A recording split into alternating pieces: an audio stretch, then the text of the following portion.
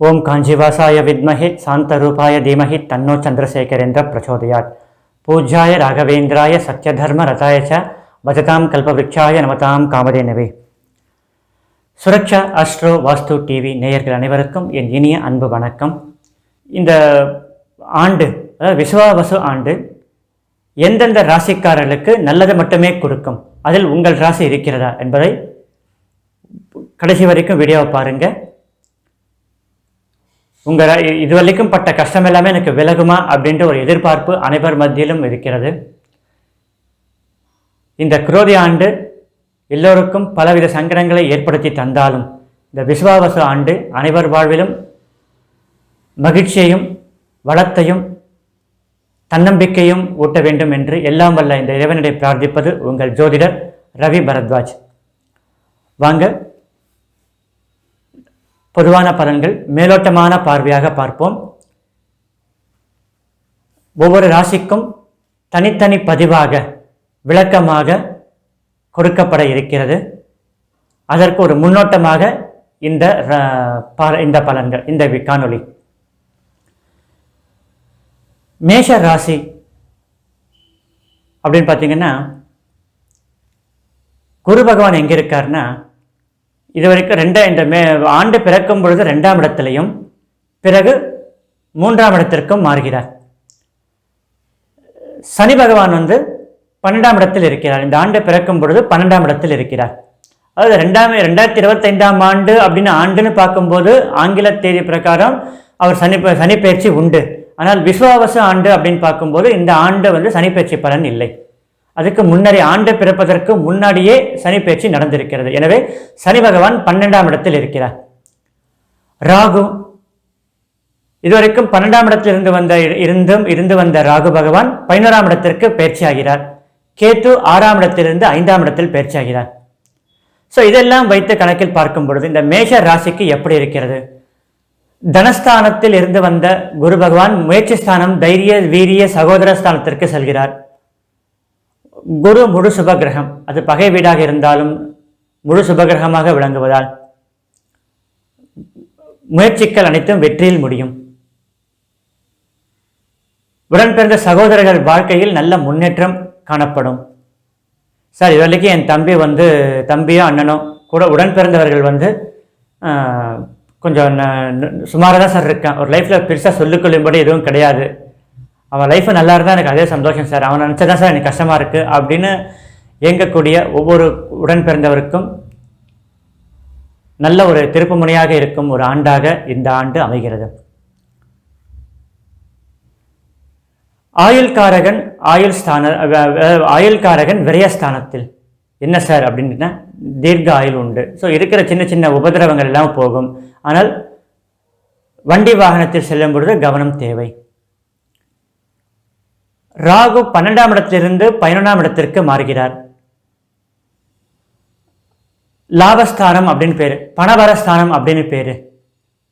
So சொந்தமாக செய்யக்கூடிய தொழிலில் நல்ல முன்னேற்றம் காணக்கூடிய ஒரு ஆண்டாக இந்த ஆண்டு அமைகிறது மேஷராசிக்காரர்களுக்கு. கேத்து 6ஆம் இடத்திலிருந்து 5ஆம் இடத்திற்கு செல்கிறார். சார், என் பையனை ஃபாரின்ல போய் படிக்க வைக்கணும் சார், என்னோட கனவு சார், அது என்னால் தான் படிக்க முடியல, என் பையனது ஃபாரின்ல போயிட்டு எம்எஸ் படிக்க வைக்கணும் சார், எம்பிபிஎஸ்ஸாவது அங்கே இப்போ படிக்க வைக்கணும் சார். ஸோ இப்படி பல கனவுகளை வைத்திருக்கக்கூடிய தந்தைமார்களுக்கு கனவு நிறைவேறும் ஆண்டாக அமைகிறது. ஸோ பசங்க ஃபாரின்ல போய் படிக்கக்கூடிய, உயர்கல்வி படிக்கக்கூடிய அமைப்பு காணப்படுகிறது. ஒரு சிலருக்கு பிள்ளைகள் வழியில் சில கசப்புகள் ஏற்படக்கூடிய வாய்ப்பும் உள்ளது. ஸோ இந்த ரெண்டுமே 5ஆம் இடத்தில் கேத்து வரக்கூடிய நிலைமையில் உண்டு. ஸோ இந்த ஆண்டு பொதுவாக நீ என்ன பண்ணணும் அப்படின்னு கேட்டிங்கன்னா, குலதெய்வ வழிபாடு கம்பல்சரியாக 3 முறையாவது சென்று வழிபட வேண்டும். குறைந்தபட்சம் 3 முறையாவது. சார், தூரமாக இருக்கே அப்படிலாம் நீங்கள் யோசிக்கக்கூடாது. கொஞ்சம் தூரமாக இருந்தாலும் ஆண்டுக்கு 3 முறையாவது குலதெய்வ கோவிலுக்கு சென்று குலதெய்வ பிரார்த்தனை செய்ய வேண்டும். ஸோ பொதுவாக மேஷராசி அன்பர்களுக்கு இந்த ஆண்டு அபரிமிதமான நன்மைகள் மட்டுமே அளிக்கக்கூடிய ஆண்டாக இருக்கிறது. ரிஷப ராசி அன்பர்களுக்கு, ரிஷபம் அப்படின்னு பார்த்தீங்கன்னா, ரிஷபத்தில் இருக்கக்கூடிய ஆண்டு பிறக்கும் பொழுது ரிஷபத்திலேயே குரு பகவான் இருக்கிறார். பிறகு அவர் 2ஆம் இடத்திற்கு செல்கிறார். இதுவரைக்கும் பணத்திற்காக, உத்தியோகத்திற்காக, ஏதோ ஒரு தேவைக்காக அலைச்சல் சந்திருக்கக்கூடிய ரிஷபராசி அன்பர்களுக்கு 2ஆம் இடம் குடும்பஸ்தானத்திற்கு சென்றுள்ளதால் பணவரவு தேவைக்கு ஏற்ப, தேவைக்கு அதிகமாகவும் கிடைக்கக்கூடிய ஒரு ஆண்டாக இந்த ஆண்டு அமைகிறது. ஏன் அப்படி சொல்றேன் அப்படின்னு கேட்டீங்கன்னா, ரிஷபராசிக்கு பார்த்தீங்க அப்படின்னா 8ஆம் இடத்திற்கும் 11ஆம் இடத்திற்கும் அதிபதி யாரு? குரு பகவான். 2ஆம் இடத்திற்கு போன குரு பகவான் 7வது பார்வையாக 8ஆம் தன வீட்டை, சுய வீட்டை பார்க்கிறார். ஸோ 8 அப்படின்றது திடீர் அதிர்ஷ்டங்கள் நிறைந்த ஒரு இடம். 8 அசுபஸ்தானமாக இருந்தாலும் ஒரு அதிர்ஷ்ட வாய்ப்பு அப்படின்னு சொல்லக்கூடிய அந்த அதிர்ஷ்டத்தையும் குறிக்கக்கூடிய ஒரு பாவமாக வீடாக இருக்கிறது. ஸோ அந்த வகையில் சுபகிரகமாக விளங்கக்கூடிய குரு பகவான் தன் வீட்டை பார்ப்பதும், 11ஆம் வீடு பணவரஸ்தானம் என்று சொல்லக்கூடிய 11ஆம் வீட்டை பார்ப்பதும் நல்ல ஒரு சகுனம், நல்ல ஒரு அறிகுறி அப்படின்னே சொல்லலாங்க. குரு பார்க்க கோடி நன்மை அப்படின்னு சொல்லலாம். ஸோ அதனால் தீர்க்க ஆயுள், சின்ன சின்ன உடல் உபதிரவங்கள், குறிப்பாக டயபெட்டிக் பேஷண்ட்ஸ், அப்டமன் சம்பந்தப்பட்ட தொந்தரவு உள்ளவர்கள், அதிலிருந்து ஆரோக்கிய முன்னேற்றம் அடையக்கூடிய ஒரு ஆண்டாக இந்த ஆண்டு அமைகிறது. ஸோ ஒரு மன நிம்மதி உண்டு. சனி பகவான் 11ஆம் இடத்தில் இருக்கிறார். ரிஷபராசிக்காரர்களுக்கு பார்த்தீங்கன்னா தர்ம கர்மாதிபதி அப்படின்னு சொல்லக்கூடிய 9, 10க்கு உண்டான அதிபதி சனி பகவான் 11ஆம் இடத்தில் இருப்பது மிகுந்த நன்மையை அளிக்கக்கூடிய ஒரு ஆண்டாக அமைகிறது. சனி பகவான் பார்த்தீங்கன்னா விவசாயம், கன்ஸ்ட்ரக்ஷன் சம்பந்தப்பட்டவங்களுக்கு இவங்க எல்லாமே சப்போர்ட் பண்ணக்கூடிய ஒரு காரகமாக விளங்கக்கூடிய சனி பகவான் இருக்கிறதுனால அந்த ஃபீல்டில் இருக்கிறவங்களுக்கு நிச்சயம் ஒரு நல்ல எதிர்காலத்தை உருவாக்கி தரக்கூடிய ஒரு ஆண்டாக இந்த விஸ்வாவச ஆண்டு அமைகிறது. ராகு 11லிருந்து 10ல் 11ஆம் இடத்தில் இருக்கிறார். பிறகு 10ஆம் இடத்திற்கு மாறுகிறார். 10ல் பாவியேனும் இருத்தல் நல்லது அப்படின்னு சொல்லுவாங்க. ஸோ அந்த 10ஆம் இடத்துல ராகு பகவான் இருப்பது நல்ல தொழில் வளர்ச்சியை குறிக்கக்கூடிய ஒரு ஆண்டாக அமைகிறது. இதுவரைக்கும் சொந்த தொழில் தான் சார் பண்ணிட்டு இருக்கேன், கஷ்டப்படுறேன் சார், நேரங்காலம் பார்க்காம உழைக்கிறேன், ஆனால் அதுக்குண்டான பலன் இன்னும் எனக்கு வரல சார், ஏதோ வர மாதிரி இருக்குது ஆனால் வரமாட்டேங்குது இப்படின்னு நினைக்கிறவங்களுக்கு எல்லாருக்குமே இந்த விஸ்வாவச ஆண்டு ராகு பகவானால் அள்ளித்தரக்கூடிய ஒரு ஆண்டாக அமைகிறது. கேத்து 5ஆம் இடத்தில் இருக்கிறார். பிறகு 4ஆம் இடத்திற்கு செல்கிறார். கொஞ்சம் சுகத்தை கெடுக்கக்கூடும், அலைச்சலை கொடுக்கக்கூடும், நரம்பு சம்பந்தப்பட்ட தொந்தரவுகள் ஏற்படக்கூடிய வாய்ப்பு உண்டு. ஸோ இதெல்லாம் கொஞ்சம் அனுசரிச்சுட்டு வேலைக்கு கரெக்டான சரியான நேரத்தில் உணவருந்துதல், சரியான தூக்கம் இதெல்லாமே இருந்தீங்கன்னா கொஞ்சம் நல்ல வித ஆரோக்கிய முன்னேற்றம் அடையக்கூடிய அமைப்பு காணப்படுகிறது. ரிஷபராசிக்கு அப்படின்னு பார்த்தீங்கன்னா இந்த விஸ்வாவச ஆண்டு பார்த்தீங்கன்னா கேத்துவால கொஞ்சம் சிரமப்பட்டாலும் ராகுவாலையும் சனியாலையும் கொஞ்சம் நல்லது நடக்கக்கூடிய வாய்ப்பு உண்டு.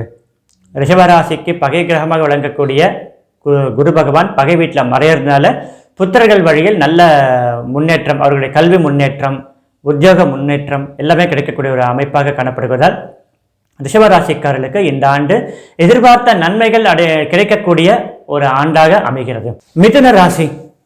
மிதுன ராசி அன்பர்கள் அப்படின்னு பார்த்தீங்கன்னா குரு பகவான் 12ஆம் இடத்திலிருந்து 1ஆம் இடத்திற்கு, அதாவது உங்க ராசிக்கு வருகிறார். ஜென்மகுரு அலைச்சலை தரும், ஆனாலும் நன்மையை தரும். எப்படி சார்? 5, 7, 9 பார்வை பார்க்கிறார். உங்கள் ராசிக்கு வந்த பிறகு உங்கள் ராசிக்கு 5ஆம் இடத்தையும் 7ஆம் இடத்தையும் 9ஆம் இடத்தையும் பார்க்கிறார்.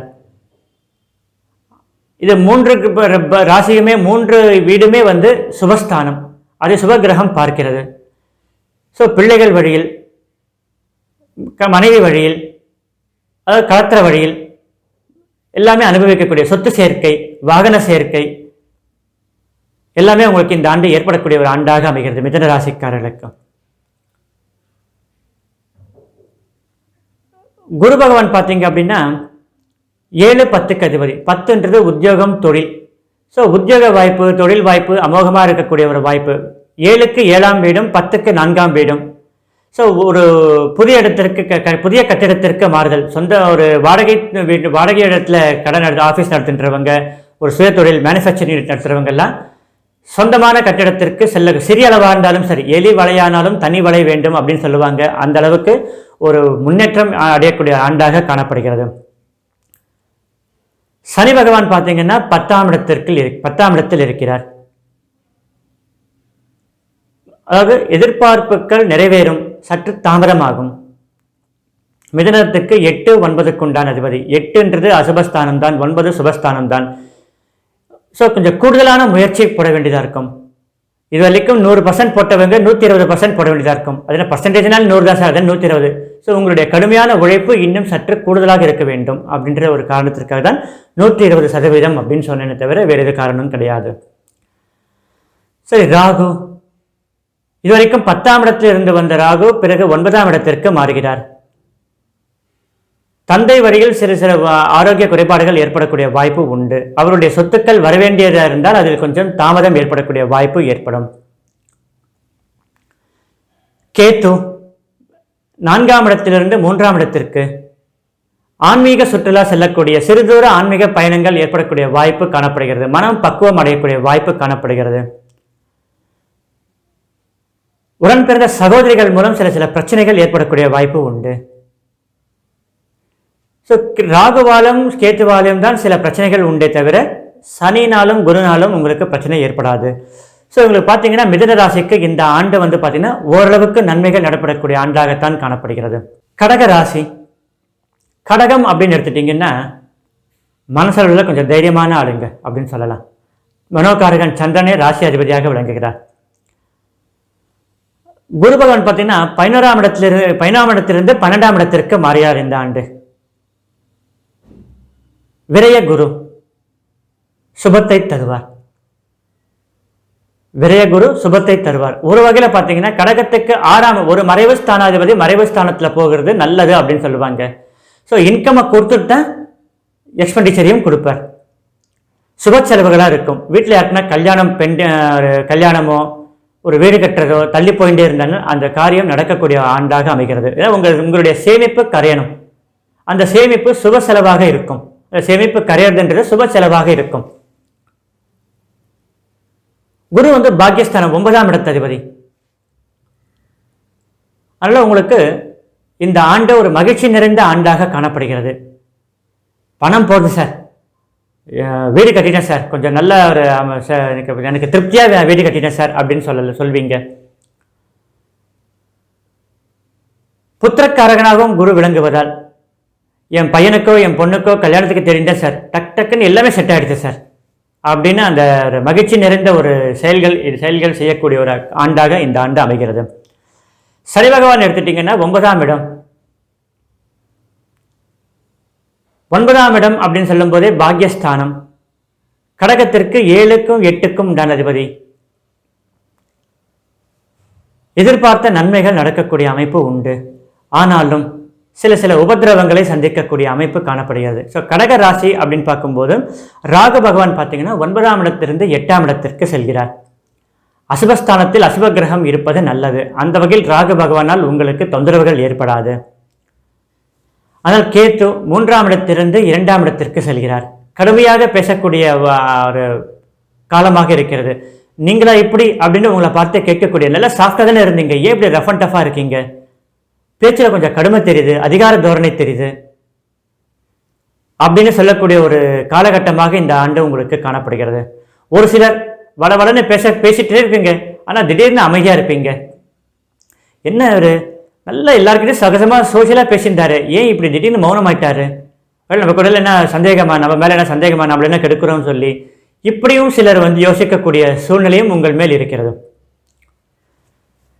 ஸோ பொருளாதாரத்தில் ரீதியாக பார்த்தீங்கன்னா கொஞ்சம் சிரமப்பட வேண்டிய சூழ்நிலை காணப்படுகிறது கடகராசிக்கு பொறுத்த வரைக்கும். ஸோ கடகராசிக்கு வந்து நன்மைகளும் நன்மை அல்லாதவையும் கொஞ்சம் சிரமப்படுதலும் கலந்தே நடக்கக்கூடிய ஒரு அமைப்பு. ஒரு 50-50 எடுத்துக்கலாங்க. அதனால் இந்த ஆண்டு கடகராசிக்கு ஓரளவுக்கு சுமார் அப்படின்னே சொல்லலாம். சிம்ம ராசி அன்பர்கள், சிம்ம ராசி அப்படின்னு சொல்லும்போது குரு பகவான் வந்து பார்த்தீங்கன்னா 10ஆம் இடத்தில் இருந்து கொண்ட வந்த குரு பகவான் 16ஆம் இடத்திற்கு மாறுகிறார். 11ஆம் இடம் பணபரஸ்தானம். தனகாரகன் பணபரஸ்தானத்தில் வருவது நல்லது. ஒரு வகையில் சிம்ம ராசிக்கு 5க்கு 8க்கும் அதிபதி. சொந்த தொழில் செய்கிறவங்களுக்கு நல்ல ஒரு எதிர்காலம், அதாவது நினச்சி பார்க்க முடியாத அளவுக்கு ஒரு லாபம் காணக்கூடிய எதிர்காலத்தில் ஒரு பிஸ்னஸ் வந்து நல்ல ஒரு டெவலப்மெண்ட் அடையக்கூடிய ஒரு காலகட்டமாக உள்ளது. ஆனால் உத்தியோகம் செய்கிறவங்கன்னு பார்த்தீங்கன்னா கொஞ்சம் சிரமப்பட வேண்டிய சூழ்நிலை. ஒரு முன்னேற்றம் அப்படின்றது ஒரு தொய்வு இருக்குது, முன்னேற்ற தொய்வு என்று இருக்கக்கூடிய வாய்ப்பு காணப்படுகிறது. சனி பகவான் 8ஆம் இடத்தில் இருக்கிறார். சிம்ம ராசிக்கு பகை கிரகம் சனி பகவான். அவர் மறையிறது நல்லது. ஆனால் ஜீவனக்காரகன் மறையிறதுன்னு பார்த்தீங்கன்னா கொஞ்சம் சிரமப்பட வேண்டிய சூழ்நிலை உண்டு. உத்தியோகத்தில் ஒரு ப்ரமோஷன் கிடைக்கணும் அப்படின்னா கொஞ்சம் வெயிட் பண்ணணுங்க. சரி, நமக்கு ராகு கேத்துவாவது நன்மை கொடுக்குமா அப்படின்னு பார்த்தீங்கன்னா, சிம்ம ராசிக்கு 8ஆம் இடத்திலிருந்து வந்த ராகு பகவான் 7ஆம் இடத்திற்கும், 2ஆம் இடத்திலிருந்து வந்த கேத்து பகவான் 1ஆம் இடத்திற்கும் வருகிறார்.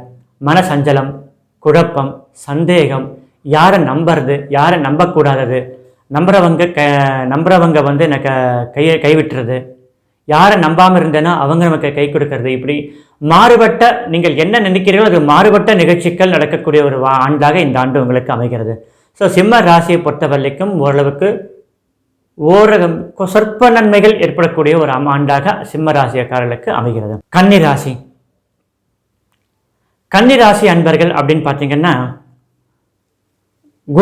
குரு பயிற்சி வந்து 9ஆம் இடத்திலிருந்து 10ஆம் இடத்திற்கு இந்த ஆண்டு பெயர்கிறது. நல்ல ஒரு கன்னிராசி அப்படின்னு பார்த்தோம்னா, பொதுவாகவே இந்த வளைவு நெளிவு சுழிவு அறிந்தவர்கள் கன்னிராசி அன்பர்கள். மனசுல வந்து ஒரு விஷயம் இருந்ததுன்னா அதை வெளிப்படையாக யாருக்கும் சொல்ல மாட்டாங்க, சட்டுன்னு சொல்ல மாட்டாங்க. அந்த காரியம் எனக்கு சாதகமாகத்தான் நடக்கிறது அப்படின்னு உறுதிப்படுத்தாத வரை அதை சொல்ல மாட்டாங்க. உறுதியாயிட்டுன்னா சொல்லுவாங்க. இல்லை, காலபுருஷ தத்துவத்தில் அது 6வது ராசி. ஸோ கன்னி ராசி அதிபதி புத பகவான். நல்ல பேச்சாளர்கள், சமயோசித புத்தி உள்ளவர்கள். இப்படிப்பட்ட ஸ்தானத்தை வீட்டுக்கு அதிபதியாக வீட்டுக்கு அந்த ராசிக்காரர்கள் வந்து கன்னிராசிக்காரர்கள் பார்த்தீங்கன்னா, இந்த குரு பகவான் வந்து 9லிருந்து 10ஆம் இடத்திற்கு பெயர்கிறார். 4, 7க்கு உண்டான அதிபதி. சொத்து சேர்க்கை, வண்டி வாகன சேர்க்கை, திருமணம் ஆகாத கன்னிராசிக்காரர்களுக்கு திருமணம் ஏற்படுதல், புத்திரபாகியம், இதெல்லாமே வந்து இந்த ஆண்டு உங்களுக்கு நிச்சயம் நிறைவேறப் போகிற ஆண்டாக அமைகிறது. உத்தியோகத்தில் இடமாறுதல்கள் நிச்சயம் ஏற்படக்கூடிய வாய்ப்பு உண்டு. சொந்த தொழில் செய்கிறவங்க பார்த்தீங்கன்னா கொஞ்சம் அலைச்சல் குறையும். ஆனால் பணவரவுன்றது திருப்திகரமாகவே இருக்கும். சனி பகவான் 7ஆம் இடத்திற்கு வருகிறார், 7ஆம் இடத்தில் இருக்கிறார். கன்னிராசிக்கு 5க்கும் 6க்கும் உண்டான அதிபதி. களத்திர வழியில், அதாவது ஆணாக இருந்தால் மனைவிக்கும், பெண்ணாக இருந்தால் கணவனுக்கும் உடல் உபதிரவங்கள் ஏற்படக்கூடிய வாய்ப்பு, வாத நோய் சம்பந்தப்பட்ட தொந்தரவுகள், கேஸ்ட்ரிக் தொந்தரவுகள் ஏற்படக்கூடிய வாய்ப்பு உண்டு. கால் சம்பந்தப்பட்ட தொந்தரவுகள் ஏற்படக்கூடிய வாய்ப்பு இந்த ஆண்டு உங்களுக்கு அதிகமாக காணப்படுகிறது. பிள்ளைகள் உங்களுடைய மனசறிஞ்சி நடக்கக்கூடிய ஒரு வாய்ப்பும் காணப்படுகிறது. சரி, கன்னிராசிக்கு அப்படின்னு பார்க்கும்போது ராகு 7லிருந்து 6ஆம் இடத்திற்கும், கேத்து உங்கள் ராசியிலிருந்து 12வது, உங்கள் ராசியில் இருக்காரு, 1ஆம் இடத்தில் இருக்கிறார், 12ஆம் இடத்திற்கு இடம்பெறுகிறார். ஸோ இந்த ஆண்டு கன்னிராசிக்காரர்கள் பார்த்தீங்கன்னா நல்ல ஒரு அமோகமான ஆண்டாகத்தான் இருக்கிறது. எல்லா வகையிலுமே வந்து எல்லா கிரகங்களுமே உங்களுக்கு சாதகமான சூழ்நிலையை காணப்படுகிறது. துலாம் ராசி அன்பர்கள், காலபுருஷ தத்துவத்தில் 7வது ராசி. குரு பகவான் 8ஆம் இடத்தில் இருந்து வந்த குரு பகவான் 9ஆம் இடத்திற்கு இடம்பெறுகிறார். மறைந்த குரு நிறைந்த பலனை கொடுக்கும் அப்படின்னு சொல்லுவாங்க. ஆனாலும் இந்த குரு துலாம் ராசிக்கு 3, 6க்கு உண்டான அதிபதி ஓரளவுக்குத்தான் உங்களுக்கு அந்த நன்மை கொடுத்திருக்கும். ஏன்னா பகை கிரகமாகவும் விளங்குவதால் ஓரளவுக்குத்தான் நன்மை கொடுத்திருக்கும். சரி, இந்த ஆண்டு நிச்சயம் உங்களுக்கு நல்ல பலனை கொடுக்கக்கூடிய ஒரு ஆண்டு. சொத்து சேர்க்கை, பூர்வீக சொத்துக்கள் கைக்கு வருதல், தந்தையாரின் உடல்நிலையில் நல்ல முன்னேற்றம் ஏற்படக்கூடிய ஒரு ஆண்டாக இந்த ஆண்டு உங்களுக்கு அமைகிறது. சனி பகவான் 6ஆம் இடத்தில் நிறைந்த பலன், நிச்சயம் நல்ல பலனை அளிக்கக்கூடிய ஒரு ஆண்டு. சனி பகவானால் எந்த தொந்தரவும் உங்களுக்கு கிடையாது. ராகு 6ஆம் இடத்திலிருந்து 5ஆம் இடத்திற்கு, பூர்வ புண்ணியஸ்தானம் புத்திரஸ்தானம் என்று சொல்லக்கூடிய 5ஆம் இடத்திற்கு வருகிறார். பிள்ளைகளின் உயர்கல்வி. ஆனால் இதில் வந்து ஒரு சின்ன ஒரு மைனஸ் பாயிண்ட் என்ன அப்படின்னு கேட்டிங்கன்னா, படிப்பு மேலே இன்ட்ரெஸ்ட் இல்லாத குழந்தைகள் தன் படிப்பை நிறுத்திவிடக்கூடிய சூழ்நிலையும் காணப்படுகிறது. ஒரு சில ஜாதகத்தில் தான், எல்லாருக்கும் அப்படின்னு நினைக்காதீங்க. இல்லை சார் எனக்கு படிப்பில் இன்ட்ரெஸ்ட் இல்லை சார், எனக்கு கலைத்துறையில் இன்ட்ரெஸ்ட் உண்டு, ஃபோட்டோகிராஃபி இன்ட்ரெஸ்ட் உண்டு, இதெல்லாம் விட்டு சார் எதுக்கு சார் படிக்கணும் அப்படின்னு நினைக்கிறவங்க எல்லாமே அந்த ஒரு படிப்பை டிஸ்கண்டினியூ ஆகக்கூடிய சூழ்நிலையும் காணப்படுகிறது. கேத்து 12லிருந்து 11ஆம் இடத்திற்கு செல்கிறார். அதுவும் நல்ல ஒரு ஸ்தானமாகத்தான் காணப்படுகிறது. 11ஆம் இடத்திற்கு செல்லக்கூடிய கேத்துவால் அது யாருக்கு நன்மை அப்படின்னு கேட்டால், இந்த ஆன்மீக சுற்றுலா ட்ராவல்ஸ் நடத்துகிறாங்க இல்லையா, டூர்ஸ் அண்ட் ட்ராவல்ஸ், ஆன்மீக சுற்றுலா, அவங்களுக்கு நல்ல ஒரு எதிர்காலம் அமையக்கூடிய ஆண்டாக இந்த ஆண்டு காணப்படுகிறது. அதே போல் டிவோஷனல்ஸ் லைன் சம்மந்தப்பட்ட பேச்சாளர்கள், அந்த பூஜா சாமான் விற்கிறவங்க, ஸோ இவங்களுக்கு எல்லாமே நல்ல ஒரு ஆண்டாக திருப்பமாக அமையக்கூடிய ஒரு ஆண்டாக இந்த ஆண்டு அமைகிறது. ஸோ துலாம் ராசி பொறுத்தவரைக்கும் ஒரு நல்ல திருப்திகரமான நிலையில்தான் நல்லதுதான் இந்த ஆண்டு கொடுக்க இருக்கிறது. விருச்சிக ராசி அன்பர்கள், விருச்சிகம் அப்படின்னு பார்த்தீங்கன்னா 7ஆம் இடத்தில் இருந்து வந்த குரு பகவான் 8ஆம் இடத்திற்கு மறைகிறார். 2-5 அதிபதி 8ஆம் இடத்தில் மறைவது சுமாரான பலனத்தை கொடுக்கும். இது இல்லாமல் சனி பகவான் வேற 5ஆம் இடத்தில் இருக்கிறார். ராகு 5ஆம் இடத்திலிருந்து 4ஆம் இடத்திற்கும், கேத்து 11ஆம் இடத்திலிருந்து 10ஆம் இடத்திற்கும்.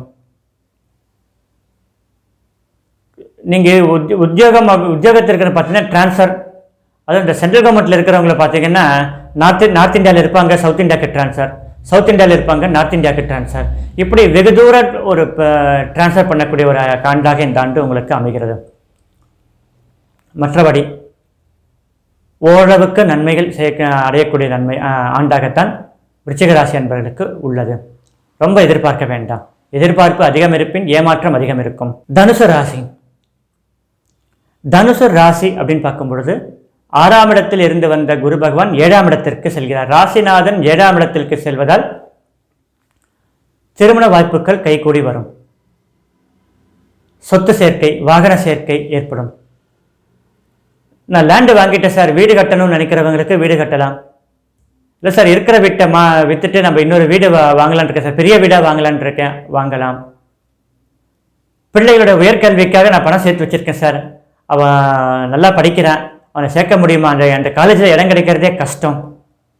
இப்படி பல சந்தேகங்களுக்கு எல்லாமே ஒரு நிவர்த்தி கிடைக்கக்கூடிய ஒரு மகிழ்ச்சியான ஆண்டாகத்தான் இந்த ஆண்டு உங்களுக்கு இருக்கிறது. சனி பகவான் 4ஆம் இடத்தில், அடிக்கடி வாகன பழுதுபார்ப்பு ஏற்படக்கூடும். அதற்காக இருக்க சேமிப்பு கொஞ்சம் செலவாகும். ஒரு சிலர் சார் பழைய வீடாக இருந்தாலும் பரவாயில்ல சார், எனக்கு பெரிய வீடாக இருக்குது, எனக்கு தனிப்பட்ட வீடாக தனி வீடாக இருக்குது, அதனால் நான் வாங்கிட்டேன் சார் அப்படின்னு சொல்லக்கூடிய ஒரு ஆண்டாக இருக்கிறது. தனுசு ராசியை பொறுத்த வரைக்கும் ராகு கேத்து பயிற்சி எப்படி இருக்கிறது? 4ஆம் இடத்திலிருந்து 3ஆம் இடத்திற்கு ராகுவும், 10ஆம் இடத்திலிருந்து 9ஆம் இடத்திற்கு கேத்துவும் இடம்பெறுகிறார். சகோதரர்களிடையே சில மனக்கசப்புகள் ஏற்படக்கூடிய வாய்ப்பு காணப்படுகிறது. உங்கள் முயற்சிகள் எளிதில் வெற்றி அடையும். உங்கள் சகோதரர்களுக்கு நீங்கள் உதவக்கூடிய நேரமும் காலமும் கனிந்திருக்கிறது. என்றோ ஒரு காலத்தில் உங்களுக்கு ஹெல்ப் பண்ணியிருக்காங்க, இப்போ பேச்சுவார்த்தை கிடையாது, ஆனாலும் அதெல்லாம் மனசில் வச்சுக்காம நீங்கள் சப்போர்ட் பண்ணக்கூடிய ஒரு காலகட்டமாக இருக்கிறது. உங்களுடைய சப்போர்ட் அவர்களுக்கு தேவைப்படும் ஒரு சூழ்நிலையும் உண்டு. அந்த தேவைக்கு நீங்கள் உதவினால் அவர்களுடைய வாழ்க்கையில் நீங்கள் ஒரு நல்ல வெளிச்சத்தை காட்டக்கூடிய ஒரு ஆண்டாக இருக்கிறது. பேசலன்றது வேற, ஆனாலும் ஒரு சப்போர்ட் பண்ணுங்க, நிச்சயம் அவர்கள் வாழ்க்கையிலும் நல்ல முன்னேற்றம் காணக்கூடிய ஒரு ஆண்டாக காணப்படுகிறது. 9ஆம் இடத்திற்கு கேத்து, உத்தியோகத்தில் தொழிலில் பலவித கஷ்டங்களை அனுபவித்த தனுசு ராசிக்காரர்களுக்கு ஓரளவுக்கு விடிவு ஏற்படக்கூடிய ஒரு காலகட்டமாக இந்த ஆண்டு இருக்கிறது. மொத்தத்தில் ஒரு 60% நல்ல பலன்கள் ஏற்படக்கூடிய ஒரு ஆண்டாகத்தான் இருக்கிறது. மகர ராசி அன்பர்களுக்கு 5ஆம் இடத்தில் இருந்து வந்த குரு பகவான் 6ஆம் இடத்திற்கு, மகரத்திற்கு பார்த்தீங்கன்னா 12ஆம் இடத்திற்கும் 3ஆம் இடத்திற்கும் அதிபதி குரு பகவான். பூர்வ புண்ணியஸ்தானத்தில் பூர்வ கர்மாவை இதுவரைக்கும் அனுபவிச்சிருந்திருக்கீங்க. 5ஆம் இடத்துல குரு இருக்கும்போது நம்ம பூர்வ ஜென்மத்தில் என்ன பாவம் புண்ணியம் பண்ணியிருக்கோமோ அது தகுந்தபடி சில விஷயங்களை நம்ம அனுபவிச்சிருப்போம். காரிய தடங்கள் ஏற்பட்டிருக்கும். எதிர்பாராத ஒரு செயல்களும் நடந்திருக்கும். முயற்சிகள் வெற்றியா தோல்வியா என்று கணிக்க முடியாத சூழ்நிலையும் இருந்திருக்கும். இது எல்லாமே சூழ்நிலை மாறி மகர ராசிக்கு ரொம்ப அற்புதமான ஒரு ஆண்டாக அமைகிறது. குரு பகவானாலும் சரி, சனி பகவானாலும் சரி. ஏன்னா சனி பகவான் பார்த்தீங்கன்னா 3ஆம் இடத்திற்கு இதுவரைக்கும் 7.5 ஆண்டுகள் அவதிப்பட்டு வந்த மகராசிக்காரர்கள், சனியினால் அவதிப்பட்ட மகராசிக்காரர்களுக்கு அந்த 7.5 சனி முடிந்து ஒரு மகிழ்ச்சி நிறைந்த ஒரு ஆண்டாக இந்த ஆண்டு உங்களுக்கு அமைகிறது. இதற்கு ராகு கேத்துவும் சப்போர்ட் பண்ணுறது. ராகு 3ஆம் இடத்திலிருந்து 2ஆம் இடத்திற்கு வளவளன்னு பேசுகிறீங்க, ரைட்டு தான். ஆனாலும் ஆற்றுல போட்டாலும் அள்ளி போடணும், மண்ணை தின்னாலும் மறைச்சி திங்கணும் அப்படின்ற ஒரு பழமொழி ஞாபகம் வச்சுக்கோங்க. இதாக இருந்தாலும் கொஞ்சம் அளந்து பேசுங்க. உங்கள் வாழ்க்கையில் நல்ல முன்னேற்றம். குரு பகவான் பார்த்தீங்கன்னா 9ஆம் இடத்திலிருந்து 8ஆம் இடம் அசுபஸ்தானத்தில் அசுப கிரகம் இருக்கிறது நல்லது. ஸோ இந்த ஆண்டு பார்த்தீங்கன்னா மகர ராசிக்காரர்களுக்கு குருவனாலும் சனி பகவானாலும் ராகு கேத்துவனாலும் மிகுந்த நன்மைகள் மட்டுமே அடையக்கூடிய ஒரு ஆண்டாக அமைகிறது. கும்பராசி அன்பர்கள், கும்பராசி அப்படின்னு பார்த்தீங்கன்னா 4ஆம் இடத்திலிருந்து வந்த குரு பகவான் 5ஆம் இடத்திற்கு, பிள்ளைகள் இதுவரைக்கும் படிப்பில் இன்ட்ரெஸ்ட் இல்லாத இருந்த பிள்ளைகளும் கூட படிப்பில் இன்ட்ரெஸ்ட் காமிக்கக்கூடிய ஒரு ஆண்டாக அமைகிறது. அவர்களுடைய வாழ்க்கை தரம் மேம்படும். திருப்தி இல்லாத உத்தியோகத்திலிருந்து வந்த உங்கள் கும்பராசிக்காரர்களின் பிள்ளைகள் ஒரு நல்ல ஒரு உத்தியோக முன்னேற்றம் காணக்கூடிய ஒரு ஆண்டாக அமைகிறது. ராசிநாதன் 2ஆம் இடத்தில் 7.5 சனியின் இறுதி 2.5 ஆண்டு, 5 வருஷத்தை எப்படியோ பல்ல கடைச்சி கடந்துட்டீங்க. இன்னொரு 2.5 ஆண்டு. இந்த 2.5 ஆண்டு காலம் அப்படின்னு பார்க்கும்போது கும்பராசிக்கு பொதுவாக சனி பகவானால் கெடுதல்கள் ஓரளவுக்குத்தான் ஏற்படும். அதனால் நீங்கள் பயப்பட தேவை கிடையாது. ராகு 2ஆம் இடத்திலிருந்து 1ஆம் இடத்திற்கு எதையும் நல்ல சமாளிக்கக்கூடிய ஆற்றல் பெருகக்கூடிய அமைப்பு காணப்படுகிறது. தைரியம் அதிகரிக்கக்கூடிய ஒரு ஆண்டாகவும் அமைகிறது. 8ஆம் இடத்திலிருந்து வந்த கேத்து பகவான் 7ஆம் இடத்திற்கு, கேத்துவும் திருமணத்திற்கு சப்போர்ட் பண்ணக்கூடிய ஒரு கிரகம்தான். ஸோ திருமண வாய்ப்புகள் கைகூடும். மொத்தத்தில் இந்த ஆண்டு கும்பராசிக்காரர்களுக்கு நன்மைகள் சற்று அதிக அளவில், ரொம்ப அதிகம்லாம் கிடையாது, சற்று அதிக அளவில் நடைபெறக்கூடிய ஒரு ஆண்டாக அமைகிறது.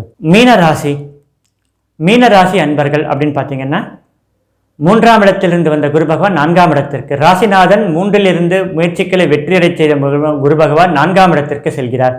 அந்த முயற்சியின் பலனை இந்த ஆண்டு நீங்கள் அனுபவிப்பீர்கள். என்ன இருந்தாலும் 3ஆம் இடம்ன்றது பகை வீடாக விளங்கக்கூடியது. முயற்சிகள் நீங்கள் எடுத்துகிட்டே இருப்பீங்க. அது தன் முயற்சியில் சற்றும் மனம் தளராத விக்ரமாதித்தன் மீண்டும் முருங்கை மரத்தில் ஏறி அப்படின்னு சொல்லிட்டு பழைய காலத்தில் அந்த அம்புலி மாமா புக்கில் வரும் விக்ரமாதித்தன் கதையில். இந்த கால குழந்தைகளுக்கு அது தெரிஞ்சிருக்க வாய்ப்பு கிடையாது.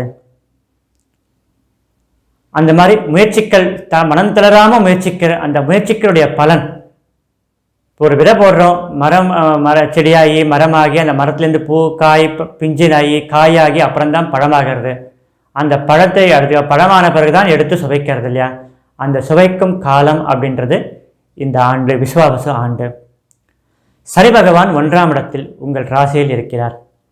உங்களுக்கு இந்த 7.5 ஆண்டுகளில் முதல் 2.5 ஆண்டுகள் முடிந்துவிட்டது. நடு 2.5 ஆண்டுகள் பயப்பட தேவையில்லை. ஒரு வகையில் 12ஆம் அதிபதியாக இருந்தாலும் 11ஆம் இடத்திற்கும் அவர் அதிபதியாகிறார். நட்பு வீட்டில் தான் இருக்கிறார். ஸோ அதனால் சனி பகவானால் வரக்கூடிய சில உபதிரவங்கள் சற்று குறைவாகத்தான் இருக்கும். ராகு 1ஆம் இடத்தில் இருந்து கொண்டு 12ஆம் இடத்திற்கு செல்கிறார், மறைகிறார். அது மறைகிறார்னா என்ன அர்த்தம்னா 12ஆம் இடத்துல மறைவு ஸ்தானம் சொல்ல, ராகு கேத்துக்கு அப்படி கிடையாது. 12ஆம் இடத்திற்கு செல்கிறார். ஸோ நன்மைகள் ராகுவால் நன்மைகள் அதிகம் கிடைக்கக்கூடிய ஒரு ஆண்டாக அமைகிறது. கேத்து 7ஆம் இடத்தில் இருந்து கொண்டு பிறகு 6ஆம் இடத்திற்கு செல்கிறார். ஸோ ஒரு மறைவு ஸ்தானத்தில் ஒரு அசுப கிரகம் போகிறது நல்லது தான். இதில் ராகு கேத்து ரெண்டுமே அப்படி தான் இருக்குது. சனினால் மட்டும்தான் சில உபதிரவங்கள், குருனாலையும் நல்ல பலன்கள். ஸோ உங்களுக்கு 90% நல்ல பலன்கள் தான் நடக்கக்கூடிய ஒரு ஆண்டாகத்தான் இந்த மீனராசிக்காரர்களுக்கு அமைகிறது. நேயர்களே, இது வரைக்கும் இந்த 12 ராசி எந்த ராசி நல்லா இருக்குது, எந்த ராசி நல்லது குறைவாக இருக்கா அப்படின்ட்டு கேட்டிருப்பீங்க. இதில் நீங்கள் எந்த ராசி அப்படின்றத நீங்கள் பாருங்கள்.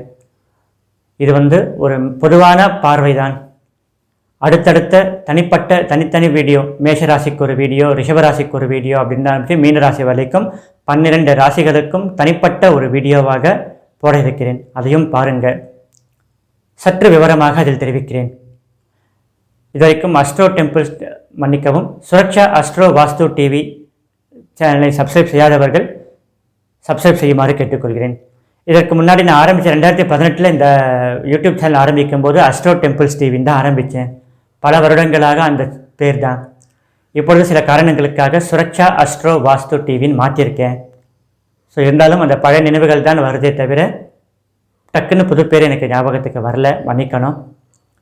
போக போக சரியாயிடும். சித்திரமும் கைப்பழக்கம், செந்தமிழும் நாப்பழக்கம், வைத்ததொரு கல்வி மனப்பழக்கம் சொல்லுவாங்க. ஸோ இந்த சுரக்ஷா அஸ்ட்ரோ வாஸ்து டிவின்னு ஆரம்பித்த பிறகு இன்னும் அதிக வீடியோ போடாதனால எனக்கு இந்த அஸ்ட்ரோ டெம்பிள்ஸ் டிவி தான் ஞாபகம் வருது. அதனால் ஒன்றும் இல்லை, தப்பாக எடுத்துக்காதீங்க. சப்ஸ்கிரைப் பண்ணுங்கள், அடுத்தடுத்த வீடியோ பாருங்கள். உங்களுக்கு இது சம்மந்தமான ஜோதிட சம்மந்தப்பட்ட இல்லாமல் வாஸ்து சம்மந்தப்பட்டதும் போட இருக்கிறதுனால நீங்கள் இந்த சேனலை சப்ஸ்கிரைப் பண்ணுங்கன்னு கேட்டுக்கொள்கிறேன். நன்றி, வணக்கம்.